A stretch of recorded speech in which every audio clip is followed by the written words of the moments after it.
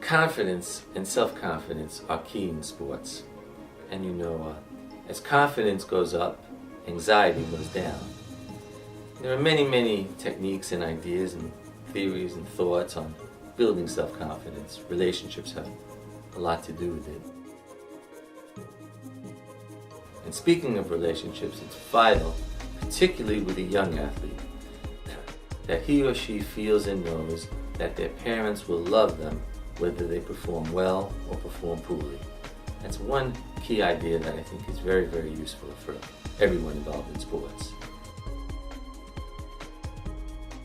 Second idea, if you want to excel at a sport, if you want to reach some kind of a pinnacle, it's important that you, your family, your coaches, all gear up, all get ready for what I call a marathon. Running a marathon, there can be times where you want to stop, times where you get injured, times where you run out of breath, times where you feel like you can't go on, times where you might even feel like you're failing during the race. But the great athletes and the great coaches know how to get people to stay in it for the long haul, to set long-term goals as well as short-term goals.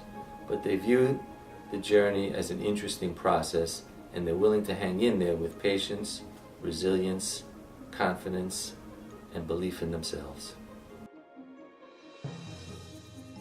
Years ago, I was working with a young baseball player, and he came up to bat in happened to be the third base coach at the time, and he came up in a key situation in a playoff game. He was about 10 years old, talented young kid, and I could see he was very nervous coming up to the plate. It was written all over him.